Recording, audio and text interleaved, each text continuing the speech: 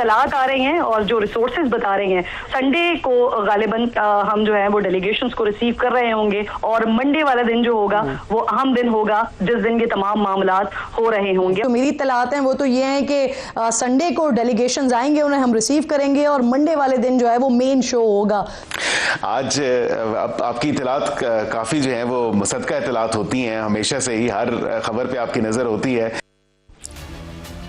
अस्सलाम वालेकुम नाज़रीन, आप देख रहे हैं प्रोग्राम दो टोक। मैं हूं किरण नाज। इस वक्त की सबसे बड़ी सबसे अहम खबर जो हमने नाज़रीन से 3 दिन पहले शेयर की थी, जिसकी तस्दीक आज खुद अमरीकी सदर डोनाल्ड ट्रंप भी कर रहे हैं।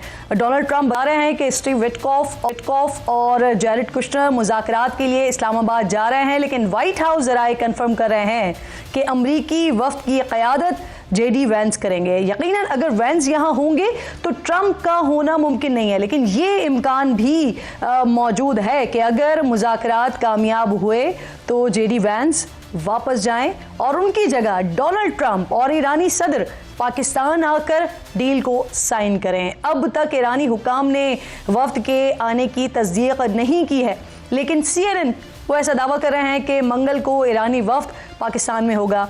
ईरानी मीडिया के मुताबिक जब तक अमेरिका की जानिब से ईरान के बहरी नाकाबंदी बरकरार है, मुज़ाकरात नहीं होंगे। आज से लेकर नाज़रीन जंग बंदी के खात्मे में जब तकरीबन 72 घंटे बाकी हैं, यानी जिस वक्त मुज़ाकरात हो रहे होंगे जंग बंदी में चंद ही घंटे रह जाएंगे। सदर ट्रंप ने ईरान को धमकी दिया है कि डील अगर कबूल न की तो वो होगा जो पिछले अमरीकी सदूर ने पिछले 47 सालों में नहीं किया है। ईरान के हर पावर प्लांट को और हर ब्रिज को तबाह कर दिया जाएगा। अमरीकी मीडिया के मुताबिक ईरान इस वक्त तवक्को कर रहा है कि बुध को जंगबंदी में तोसी का अलामती मुश्तरका ऐलान भी होगा। उम्मीद करते हैं कि मंगल को मुज़ाकरात कामयाब हों और पहले राउंड की तरह ये मामला जो है वो अब फाइनल डिसीजंस की तरफ आ जाएं। सरदार अयाज सादिक ने पहले राउंड के हवाले से अहम मालूमात शेयर किए हैं, जरा पहले वो सुन लीजिए, फिर मेहमानों की तरफ चलते हैं।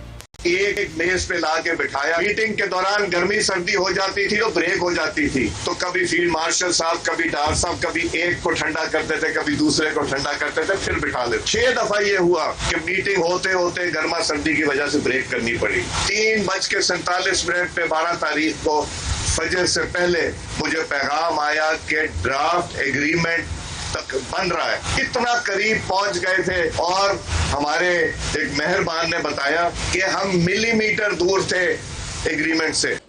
जो एग्रीमेंट से अगर मिलीमीटर दूर थे तो पहले राउंड को नाकाम नहीं कहा जा सकता, और उसी की फिर कंटिन्यूटी है जो अब ये दूसरे राउंड की तरफ सारा मामला जा रहा है। और उम्मीद करते हैं कि अब ये हतमी और फाइनल राउंड हो। प्रोग्राम में बात करने के लिए मेरे मौजूद मेहमानों में माँ बकाई साहिबा जो कि PhD हैं, इंटरनेशनल रिलेशन की माहिर आलमी उमूर की, ज्वाइन कर रही हैं। आपकी बेहद शुक्रगुजार हूँ। जौहर सलीम साहब फॉर्मर एम्बेसडर हैं, बहरीन, जर्मनी, इटली में खिदमत अंजाम दे चुके हैं, फॉर्मर फॉरेन सेक्रेटरी रहे हैं और इस वक्त president institute of regional studies हैं। आप दोनों मेहमानों की मैं शुक्रगुजार हूँ। हुमा साहिबा, जरा आपसे मैं बात का आगाज करती हूँ। इस वक्त मुख्तलिफ किस्म की चीज़ें हैं, स्पेकुलेशंस भी हैं, इत्तलात भी हैं, इंटरनेशनल मीडिया भी है, CNN भी है, डोनाल्ड ट्रंप खुद भी हैं, अब आ भी रहे हैं। डील के हवाले से मुआहदे साइन होने की बातें भी हो रही हैं, लेकिन पोस्टरिंग भी हो रही है, साथ साथ धमकियां भी दी जा रही हैं। तो आपको इन सारी चीज़ों से क्रक्स क्या निकलता हुआ दिखाई दे रहा है? कि कुछ बेहतर हो जाएगा, क्योंकि बावजूद इसके कि तकरीबन 24 घंटे पहले तक तो ऐसा लग रहा था कि शायद जंग के बादल फिर से उमड़ आए, क्योंकि बहुत हार्ड पोस्चरिंग थी अमेरिका की तरफ से और इक्वली हार्ड पोस्चरिंग थी ईरान की तरफ से। मतलब जहां ऐसे अल्फाज इस्तेमाल हुए ईरान की तरफ से भी थी, क्योंकि ईरान ने बिल्कुल वाज़ेह तौर पे कहा कि अगर डिसेप्शन होगी डिप्लोमेसी के साथ तो सूरत हाल आगे नहीं बढ़ सकती। और जब ये बात किस वजह से सामने आई, इस वजह से कि उन्होंने कॉन्फिडेंस बिल्डिंग मेजर्स के तौर पे हुर्मुज़ को खोला था सीज फायर के बाद, इस अंडरस्टैंडिंग के साथ कि ब्लॉकेड खत्म हो जाएगा, लेकिन यूएस ने ब्लॉकेट खत्म नहीं किया, मुझे और आपको ये बात पता है। लेकिन फिर बहुत एक खबर उड़ी कि जी हुर्मुज़ फिर से ईरान ने क्लोज कर दिया। ईरान ने हुर्मुज़ क्लोज नहीं किया था, ईरान ने हुर्मुज़ का कंट्रोल फिर से अपने हाथ में ले लिया था। और जब ईरान ये करता है तो एक एलिमेंट ऑफ इनसिक्योरिटी बनता है सी लेन्स पर, तो फिर शिप्स गुजरने से गुरेज करती हैं। और अभी एक फैक्टर है, हमें पता है कि डी माइनिंग होनी है हुर्मुज़ की। हुर्मुज़ को ईरान ने माइन कर दिया था। लेकिन पता है किरण, परेशान कुन बात क्या थी, इस पूरी हार्ड पॉस्चरिंग जिसको आप कह रही हैं, जो हो सकता है कि अमेरिका अपनी डोमेस्टिक ऑडियंस के लिए और ईरान अपनी डोमेस्टिक ऑडियंस के लिए कर रहा हो, लेकिन उसके नतीजे में आपको एक हुटीज का बड़ा सख्त स्टेटमेंट आया और उन्होंने कहा कि हम मंदुल अरब बंद कर देंगे और ना इसको इंसान खोल सकेंगे और ना जिन खोल सकेंगे।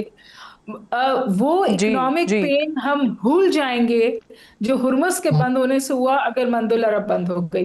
तो मेरा ख्याल है कि इस तरह की एस्केलेशन तो कोई भी नहीं चाहता। अब मुझे कुछ निटी ग्रिटीज हैं, फॉर एग्जांपल न्यूक्लियर नॉट है जो खुल नहीं रही है जी। न्यूक्लियर नॉट खुलेगी जब अमेरिका भी फ्लेक्सिबिलिटी दिखाएगा और ईरान भी ढील दिखाएगा, और ईरान की तरफ से भी बिल्कुल फ्लेक्सिबिलिटी कुछ ना कुछ आएगी। दोनों को दो दो कदम पीछे हटना होगा। बिल्कुल आप दुरुस्त कह रही हैं। मैं इसी बात को आगे बढ़ाते हुए जौहर साहब आपकी तरफ मामला लेकर आ रही हूँ कि जो हम इस वक्त सारी चीजें होती हुई देख रहे हैं, तो हुमा साहिबा को तो नजर आ रहा है कि अब ऐसा लगता है कि इतना कुछ हो रहा है कि इसमें से कुछ ना कुछ बेहतर निकल आएगा। लेकिन मुझे लगता है कि अगर कहीं कोई 1% भी आपको चांस पे बात कर लें तो शायद डोनाल्ड ट्रंप साहब की अपनी जबान या अपना ही कोई ट्वीट हो सकता है जो प्रॉब्लम क्रिएट करे। अदरवाइज तो चीजें स्मूथ बढ़ रही हैं आगे। देखिए, मैं तो खैर इस पे बड़ा कंसिस्टेंटली कह रहा हूँ कि मसले जो है ना, पूरी तरह से इत्तेफाक नहीं हुआ था। न्यूक्लियर इशू जो है वो बाकी था। ये बात ठीक है। जो अभी मैं सुन रहा था, मेरे पास ईरानियन एम्बेसडर आए थे अभी फ्यू डेज बैक, तो उन्होंने भी इस तरह की बात की थी कि हम बहुत ही नजदीक थे और फिर अचानक वो जो है ना मुज़ाकरात उन्होंने ब्रेक कर दिए।